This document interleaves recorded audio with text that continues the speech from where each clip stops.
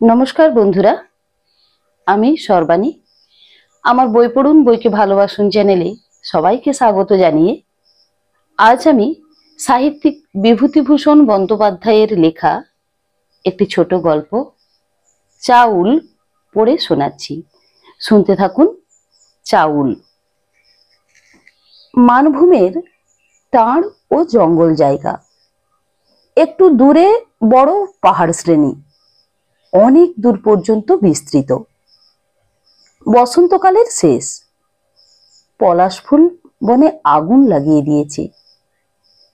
নাকটিটাড়ের উঁচু ডাঙা জমি থেকে যত দূর দেখা যায় শুধু রক্তপলাশের বন দূরে নীল শৈলমালার কোল ছুঁয়েছে।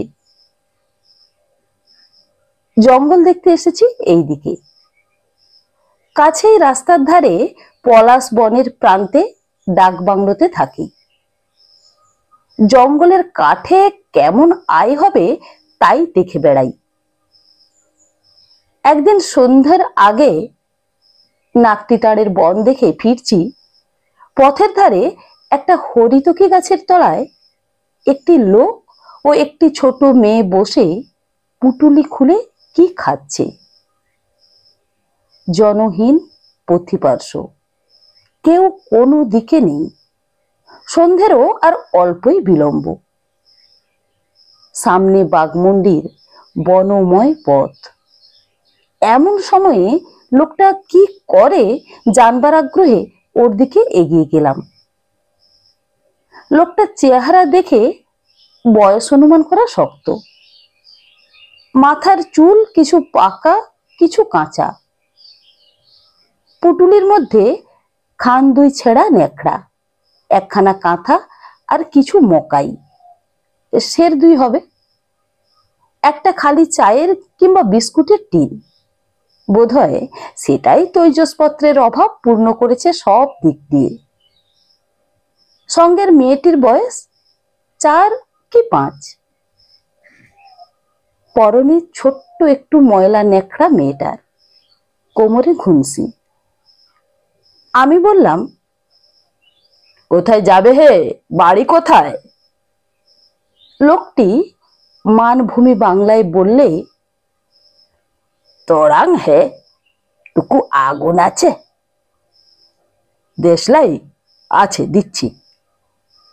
তোরাং কত দূর এখান থেকে? টুকু দূর আছে বটে, 5 কোষ হবে। কোথা থেকে আসা হচ্ছে এমন সন্ধ্যাবেলা? হ্যাঁ, সেই পুরুলিয়া থেকে। আগুন দাও বাবু, শরীর একেবারে কাবু হয়ে গিয়েছে। হ্যাঁ, মেয়েটির মা মরে গেল ওর 2 বছর বয়সে। ওকে রেখে জঙ্গলে কাঠের কাম করতে যেতে পারি নাই, তাই পুরুলিয়া গেছিলি। ভিক্ষা মাঙ্গি 2 বছর হয়েছিলি। লোকটির কথাবার্তার ধরন আমাকে আকৃষ্ট করলে। ডাক বাংলোতে সন্ধ্যার সময় ফিরেই বা কি হবে এখন? সেখানেও সঙ্গীহীন ঘোরদৌড়। তার চেয়ে একটু গল্প করা যাক এর সঙ্গে। কাছে একটা বড় পাথর পড়েছিল, সেটার উপর বসে ওকে একটা বিড়ি দিলাম, নিজেও একটা ধরালাম। লোকটার বাড়ি নাকি 5-6 ক্রোশ দূরবর্তী একটি ক্ষুদ্র বন্য গ্রামে। বাঘমুন্ডি ও ঝালদা শৈলমালা ও অরণ্যের মধ্যবর্তী কোনো নিভৃত ছায়া গহন উপত্যকা ভূমিতে, পলাশ, মহুয়া, বট, কেদ গাছের তলায়। ওর আর 2টি সন্তান হয়ে মারা যাওয়ার পরে এই মেয়েটি হয়, এবং মেয়েটির বয়স যখন 2 বছর, তখন ওর মাও হলো মৃত্যু পথযাত্রী। লোকটা জঙ্গলের কাঠ ভেঙে এনে চন্দন কিয়ারির হাটে বিক্রি করত, এদেশে অনেক গ্রাম্য লোকেরই মতো। কিন্তু ঘরে কেউ নেই 2 বছরের মেয়েকে দেখবার। তাকে সঙ্গে নিয়ে উচ্চ পাহাড়ে উঠে রৌদ্র ও বর্ষায় কি করে কাঠ ভাঙে? তাই ঘরের আগড় বন্ধ করে ও চলে গিয়েছিল অর্থ উপার্জনের চেষ্টায় পুরুলিয়া শহরে। আমি বললাম, কাঠের কাজে আয় হতো কেমন? লোকটা বিড়িতে টান দিয়ে বললে, বোঝা পিছু 3 আনা 4 আনা, জঙ্গলে ছাড়লে তো 2 পয়সা, চাল সস্তা ছিলি, হইয়ে যেত পেটের ভাত দুজনার। তারপর বাবু মেয়াটা হলেক, ওর মা মারা গেলেক, তখন কচি মেয়াটারে ফেলে জঙ্গলে যেতে মন নাই সারলেক। বলি যাই পুরুলিয়া, ভারী শহর, পেটের ভাত দুজনের হয়ে যাবে। পুরুলিয়া বড় জায়গা? ও বাবু, ইধার কি উধার যাওয়ার কুল কিনারা 2 বছরে নাই পাইলেক, ভারী শহর বাবু। আমি ওকে আরেকটা বিড়ি দিলাম। গল্প জমে উঠেছে। বললাম, তারপর? তারপর পুরুলিয়া শহরে কিভাবে গেল তার গল্প করলে। ওদের পাশের গাঁয়ের একজন লোক পুরুলিয়া শহরে কি একটা কাজ করে। তার ঠিকানা খুঁজে বার করতে দিন কেটে গেল, সন্ধ্যা হয়েছে। তখন এক বড়লোকের বাড়ির ফটকে মেয়ের হাত ধরে ভিক্ষা করতে দাঁড়ালো। তারা 2 পয়সা দিলে 2 পয়সার ছোলা কিনে বাপ মেয়েতে রাত কাটিয়ে দিলে গাছতলায় শুয়ে। পুলিশে আবার শুতে দেয় না। অর্ধেক রাত্রে এসে লণ্ঠনের আলো ফেলে বলে, হিয়া সে হট যাও। তার পরদিন আলাপি লোকের সন্ধান মিলল। গিয়ে দেখে দেশে সে লোকটা যত বড়াই করে আসলে সে তত বড় নয়। সামান্য একটা 2 কামরা ঘরে সে আর তার স্ত্রী থাকে। তামাক মেখে বিক্রি করে মাথায় নিয়ে, কখনো জলের কুঁজো পাইকারি দরে কিনে ফিরি করে খুচরো বেচে। এই সব উঞ্চবৃত্তি। অথচ দেশে বলেছিল সে বড় সাহেবের আর্দালি। যাই হোক, অনেক বলা কওয়াতে সে জায়গা একটু দিলে। ঘরের বাইরের দাওয়ার এক পাশে শুয়ে থাকতে হবে, তবে নিজের এনে খাওয়া দাওয়া, তার ভার সে নেবে না। বছর 2 সেখানেই থেকেই চলছিল, যা হয় একরকম। তারপর এই আকাল পড়ল, চালের দাম চড়ল। শহরে চালের দাম হলো 18 টাকা। ভিক্ষে আর তেমন লোকে দিতে চায় না। তাও হয়তো চলতো যা হোক করে, কিন্তু যাদের বাড়িতে থাকা তারা গোলমাল করতে লাগলে। তারা আর জায়গা দিতে চায় না, বলে, আমাদের লোক আসবে, বাড়ি ছেড়ে দাও। রোজ গোলমাল করে। তাই আজ 3 দিন শহর থেকে বেরিয়ে জন্মভূমির তোড়াং গ্রামে চলেছে। ছোট মেয়েটা এতক্ষণ খালি বিস্কুটের টিন হাতে করে বাজাচ্ছিল। ওর দিকে সস্নেহ দৃষ্টিতে চেয়ে লোকটা বললে,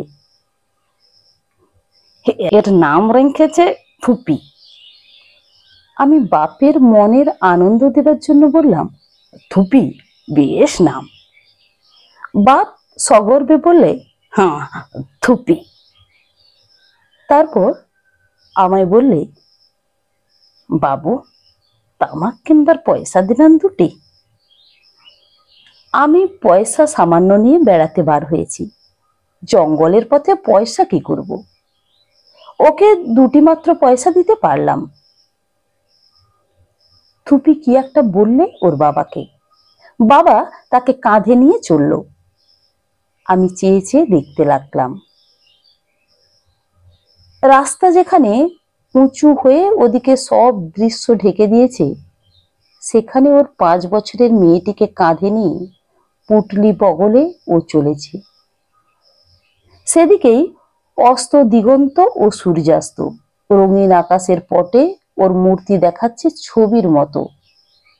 কারণ আগেই বলেছি, রাস্তা উঁচু হওয়ার দরুন সেখানে আর কিছু দেখা যায় না।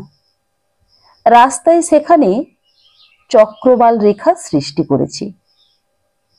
মনে মনে ভাবলাম, ওর কোথাও অন্ন নেই, গৃহ নেই। 5 বছরের মেয়েকে কত স্নেহে কাঁধে তুলে ও যে চলল গ্রামের দিকে, সেখানে অন্ন কি জুটবে এই দুর্দিনে? যদি পুরুলিয়া শহরে না জুটে থাকে, কোন বৃথা আশার আকর্ষণ ওকে নিয়ে চলেছে গ্রামের মুখে? তারপরেই সে অদৃশ্য হয়ে গেল। এ হলো গত মাসের কথা। তখন চাল ছিল 16 টাকা 18 টাকা মন। ক্রমে তাই দাঁড়ালো 32 টাকা 40 টাকা। এই সময় একবার কার্য উপলক্ষে বিহার থেকে আমায় যেতে হলো বাংলাদেশে, পূর্ববঙ্গের কুমিল্লা জেলায়। মানুষের এমন কষ্ট কখনো চোখে দেখিনি। চোখে না দেখলে বিশ্বাস করা শক্ত হবে। যে আত্মীয়ের বাড়ি ছিলাম, তাদের বাড়িতে সন্ধ্যা থেকে কত রাত পর্যন্ত শীর্ণ, বুভুক্ষ, কঙ্কালসার বালক বালিকা, বৃদ্ধ, প্রৌঢ় কালো হাঁড়ি উঁচু করে তুলে দেখিয়ে বলছে, একটু ফ্যান দিন না মা, একটু ফ্যান। অনাহারে মৃত্যুর মতো মর্মন্তুদ কাহিনী শুনে এলাম সারা পথ কুমিল্লা থেকে বেরিয়ে পর্যন্ত স্টিমারে, ট্রেনে। বিহারে এসে দেখি এখানেও তাই।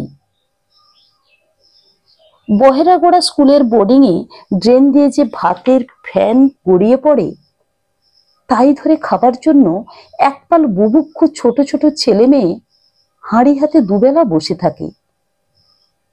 তারই জন্য কি কাড়াকাড়ি। হেডমাস্টার বললেন, এই গ্রামের ডোম আর কাহারদের ছেলে মেয়ে এখানেই পড়ে আছে ভাতের ফ্যানের জন্য। সকাল থেকে এসে জোটে আর সারাদিন থাকে, রাত 9টা পর্যন্ত। সামান্য দুটো ভাতের ফ্যানের জন্য কুকুরের সঙ্গে কাড়াকাড়ি করে। পুরুলিয়া থেকে আদ্রা যাচ্ছি।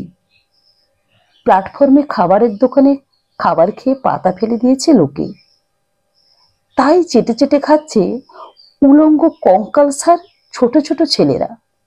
অথচ সে পাতায় কিছুই নেই। কে চাটছে তারাই জানে। এই অবস্থার মধ্যে ভাদ্র মাসের শেষে আমি এলাম এমন একটা জায়গায় যেখানে অনেক লোক খাটছে একজন বড় কন্ট্রাক্টরের অধীনে, ডিনামাইট দিয়ে পাথর ফাটানো কাজে। জঙ্গলের মধ্যে পাথর ফাটিয়ে এরা টাটায় চালান দিচ্ছে। স্থানীয় জমিদারের কাছ থেকে নতুন ইজারা নেওয়া পাথর খাদান।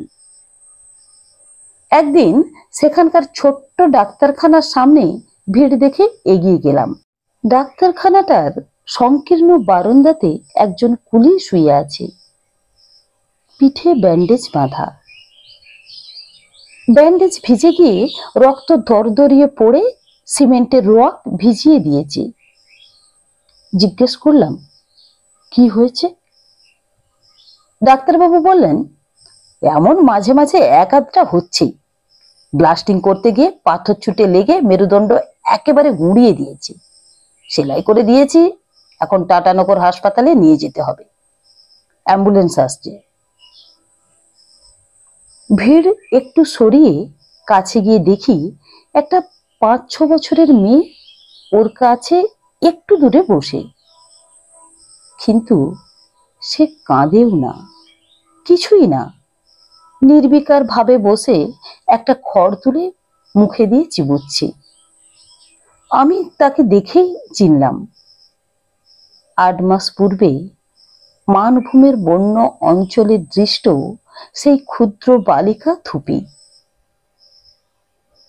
আহত কুলির মুখ ভালো করে দেখে চিনলাম, এই সেই থুপির বাবা, যে সগর্বে বলেছিল, এর নাম রেখেছে থুপি। আশপাশের দু একজনকে জিজ্ঞাসা করলাম, এ কোথা থেকে এসেছিল জানো? একজন বললে, মানভূম জেলা থেকে আঙ্কে। কি গাঁ? তোরান। ওর কোনো আপনার লোক এখানে নেই? কে থাকবে কাঁকে, ওর ওই বিটি ছানাটা আছে, কত কত দূর থেকে এখানে কাজ করতে এসেছে, চাল দেয় সেই জন্য আগে। কোম্পানি কত করে চাল দেয়? সপ্তাহে 500 মাথা পিছু। সুতরাং থুপির বাপের ইতিহাস আমি অনেকটা অনুমান করে নিলাম। গ্রামে গিয়ে দেখলে বাড়ি ভেঙে চুরে গিয়েছে, চাল মেলে না। মিললেও ওর সামর্থ্যের বাইরের জিনিস তা কেনা। মকাই ও বিড়ি কলাই, তারপর বুনো কচু ও ভুঁই কুমড়োর মূল খেয়ে যতদিন চলবার চলল। কারণ ঠিক এই ইতিহাস আমি বিভিন্ন অঞ্চলগুলি থেকে আগত প্রত্যেক কুলির মুখেই শুনেছি। শেষে এখানে এসে পড়ল মজুরি, বিশেষ করে চাল পাওয়ার লোভে। পয়সা দিলেও গ্রামে আজকাল চাল মিলছে না। আমি সেদিন বহেরাগোড়া অঞ্চলে দেখে এসেছি। অ্যাম্বুলেন্স গাড়ি এলো, ধরাধরি করে থুপির বাপকে গাড়িতে ওঠানো হলো। সে কেবলমাত্র একবার যন্ত্রণা সূচক আহ শব্দ উচ্চারণ করা ছাড়া অত আদরের, অত গর্বের বস্তু থুপির নামও করলে না, তার দিকে ফিরেও চাইলে না। ডাক্তার বললেন, টাটা এখান থেকে 27 মাইল রাস্তা, ঝাঁকুনিতেই বোধহয় মারা যাবে। বিশেষ করে রক্তবন্ধ হলো না যখন এখনো। দুধারের শালবনের মধ্যবর্তী রাঙা মরুম মাটির সোজা রাস্তা বেয়ে অ্যাম্বুলেন্সের মোটর ছুটল থুপির বাবাকে নিয়ে, পুনরায় অনির্দিষ্ট ভবিষ্যতের দিকে, পুনরায় পশ্চিমের আকাশ লক্ষ্য করে জন্ম থেকে মৃত্যুর দিকে। অত সাধের অনাথা থুপিকে কার কাছে রেখে চলল? সে হিসেব নেবার অবসর তখন তার নেই। বন্ধুরা, আমার এই গল্প পাঠ যদি আপনাদের ভালো লেগে থাকে তাহলে আমার গল্পটিতে লাইক দিয়ে আমার চ্যানেলটি সাবস্ক্রাইব করে আমার সঙ্গে থাকার অনুরোধ রইল।